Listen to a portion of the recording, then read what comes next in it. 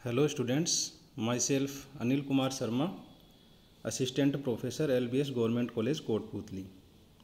आज के इस टॉपिक में हम पढ़ेंगे TCA साइकिल अर्थात ट्राई कार्बोक्सिलिक एसिड साइकिल, जिसे क्रेब्स साइकिल या सिट्रिक एसिड साइकिल भी कहा जाता है। इस साइकिल का आविष्कार जैव रासायनिक विज्ञान में एक महत्वपूर्ण घटना है। इसका आविष्कार वैज्ञानिक H.A. क्रेब ने किया था और इस कार्य के लिए इन्हें नोबेल पुरस्कार भी मिला था। इसीलिए इस साइकिल को क्रेब्स साइकिल भी कहते हैं। इस साइकिल में सिट्रिक अम्ल एक मुख्य मध्यवर्ती पदार्थ होता है, अतः इस चक्र को सिट्रिक एसिड चक्र भी कहा जाता है। इस साइकिल में एसिटाइल को एंजाइम A प्रवेश करता है, जिसके ऑक्सीडेशन से कार्बन डाइऑक्साइड व H2O बनता है तथा ऊर्जा मुक्त होती है। इसकी जो रिएक्शन है TCA साइकिल की, वो सभी माइटोकॉन्ड्रियल मैट्रिक्स में संपन्न होती हैं।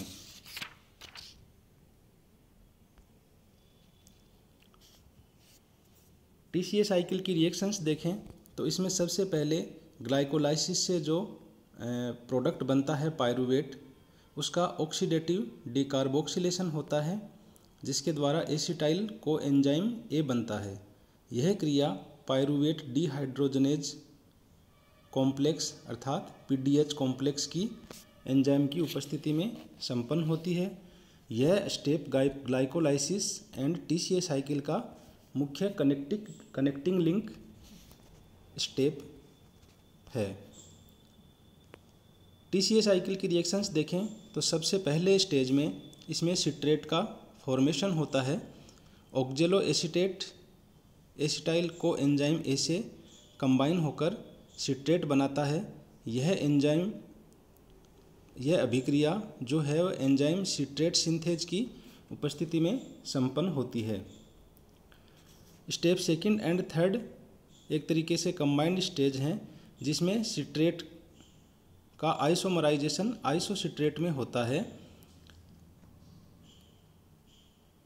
इस स्टेप में सिट्रेट जो आइसोसिट्रेट में चेंज होता है, यह अभिक्रिया एंजाइम एकोनिटेज की उपस्थिति में संपन्न होती है।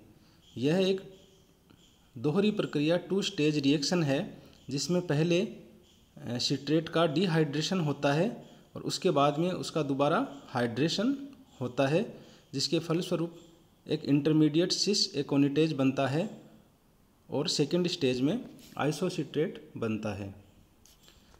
फोर्थ एंड फाइव जो इसकी स्टेप्स हैं, इसमें अल्फा कीटोग्लूटरेट का फॉर्मेशन होता है। आइसोसिट्रेट डिहाइड्रोजनेज एंजाइम की उपस्थिति में ऑक्सीडेटिव डिकार्बोक्सिलेशन की प्रक्रिया संपन्न होती है, जिसमें आइसोसिट्रेट पहले ऑक्जेलोसक्सिनेट में और उसके बाद में अल्फा कीटोग्लूटरेट में बदल जाता है। इस प्रक्रिया में NADH का फॉर्मेशन होता है और कार्बन डाइऑक्साइड बाई प्रोडक्ट के रूप में निकाली जाती है। सिक्स स्टेज में अल्फा कीटोग्लूटरेट है वह सक्सिनिल को एंजाइम में कन्वर्ट होता है। यह प्रक्रिया ऑक्सीडेटिव डिकार्बोक्सिलेशन कहलाती है, जो कि alpha ketoglutarate dehydrogenase complex enzyme की उपस्थिति में संपन्न होती है। यह एंजाइम एक मल्टी एंजाइम कॉम्प्लेक्स है। इस स्टेज में सेकंड NADH का उत्पादन होता है और कार्बन डाइऑक्साइड निर्मुक्त होती है। इसकी जो सेवंथ स्टेज है, उसमें सक्सिनेट का निर्माण होता है। सक्सिनिल को एंजाइम A जो है वह सक्सिनेट में परिवर्तित हो जाता है, जिसमें एंजाइम सक्सिनेट थायोकाइनेज भाग लेता है। इस रिएक्शन में फॉस्फोराइलेशन की प्रक्रिया संपन्न होती है, जिसमें GDP से GTP का निर्माण होता है। बाद में सबस्ट्रेट लेवल पर इसका फॉस्फोराइलेशन होता है और GTP ATP में कन्वर्ट हो जाता है। Conversion of succinate to fumarate. अगली स्टेज में सक्सिनेट जो है वो सक्सिनेट डिहाइड्रोजनेज एंजाइम की उपस्थिति में फ्यूमरेट में ऑक्सीडाइज हो जाता है। इस रिएक्शन में हमें FADH2 का प्रोडक्शन होता है इस स्टेज में। एंड इसकी जो 9th स्टेज है उसमें फ्यूमेरेट से मेलेट का निर्माण होता है, जिसमें एंजाइम फ्यूमेरेट भाग लेता है और फ्यूमेरेट जो है वो मेलेट में चेंज हो जाता है। इसकी लास्ट जो स्टेज है क्रेब्स साइकिल की, उसमें यह मेलेट जो है वो ऑक्जेलो एसीटेट में वापस कन्वर्ट हो जाता है। इस प्रक्रिया में मेलेट जो है वो ऑक्जेलो एसीटेट में ऑक्सीडाइज होता है। यह प्रक्रिया मेलेट डीहाइड्रोजनेज एंजाइम की कॉम्प्लेक्स की उपस्थिति में संपन्न होती है। यह क्रेब्स साइकिल की 3rd एंड फाइनल स्टेज है, जिसमें अपने को NADH का सिंथेसिस होता है। इस प्रकार से हम देखते हैं कि ऑक्जेलो एसीटेट जो है क्रेब्स साइकिल के एंड में वापस रीजनरेट हो जाता है और फिर से अगले एसिटिल को एंजाइम ए मॉलिक्यूल से कंबाइन होने के लिए प्रेजेंट रहता है। अगर क्रेब्स साइकिल को एक साइकिल के रूप में देखें तो इस डायग्रामेटिक रिप्रेजेंटेशन में हम देखते हैं कि पहले acetyl co enzyme A ऑक्जेलो acetate से कंबाइन होकर अलग अलग स्टेज में प्रक्रिया संपन्न होती है और लास्ट में वापस ऑक्जेलो एसीटेट रीजनरेट हो जाता है। अगर TCA साइकिल की हम सिग्निफिकेंस देखें, अर्थात इसके महत्व को देखें, तो इसके द्वारा एसिटाइल को एंजाइम का कंप्लीट ऑक्सीडेशन होता है।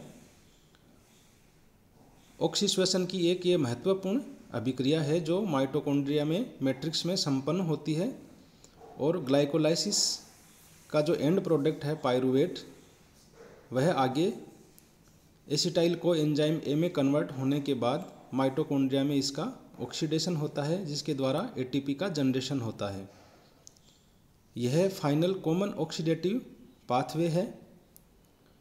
इसके अलावा यह जो मेजर अलग कई मेटाबॉलिक पाथवेज हैं उनका इंटीग्रेशन है, अर्थात कई मेटाबॉलिक पाथवे जो हैं उनमें सिट्रिक एसिड साइकिल के जो प्रोडक्ट बनते हैं उनके द्वारा कई मेटाबॉलिक पाथवे इस साइकिल में इंटर करते हैं।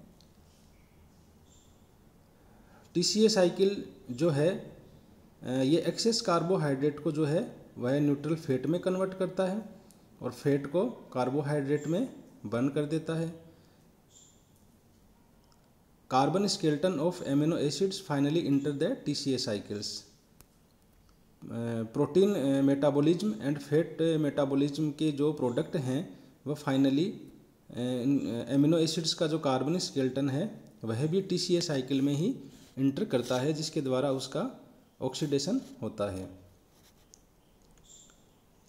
TCA साइकिल में हम देखते हैं कि ऑक्सीजन का कोई डायरेक्ट पार्टिसिपेशन नहीं है, लेकिन यह अभिक्रिया, यह साइकिल माइटोकॉन्ड्रियल मैट्रिक्स में संपन्न होती है, जहाँ पर हमें NAD एंड FAD की रिक्वायरमेंट होती है, जो कि रेस्पिरेटरी चेन के द्वारा ही ऑक्सीजन की प्रेजेंस में ही हमें वहाँ से उपलब्ध हो सकते हैं। इसलिए क्रेब्स साइकिल जो अर्थात TCA साइकिल है वह एरोबिक कंडीशन में ही यह अभिक्रिया संपन्न होती है। अगर TCA साइकिल की हम एनर्जेटिक्स देखें तो हमें एक TCA साइकिल में अर्थात एक एसिटाइल को एंजाइम ए से 3 NADH प्राप्त होते हैं, जिनके ऑक्सीडेशन से बाद में ETC coupled electron transport chain के द्वारा जिसका ऑक्सीडेटिव फास्फोराइलेशन होता है और रिजल्ट के रूप में हमें 9 ATP प्राप्त होते हैं। इसके अलावा FADH2 से हमें 2 ATP प्राप्त होते हैं एंड 1 जो है सबस्ट्रेट लेवल फॉस्फोराइलेशन होता है, जहाँ GDP से GTP का निर्माण होता है, जिसका बाद में कन्वर्जन हो जाता है AT में। इस प्रकार हम देखते हैं कि एक क्रेब्स साइकिल में एक एसिटाइल को एंजाइम ए से हमें टोटल 12 ATP प्राप्त होते हैं।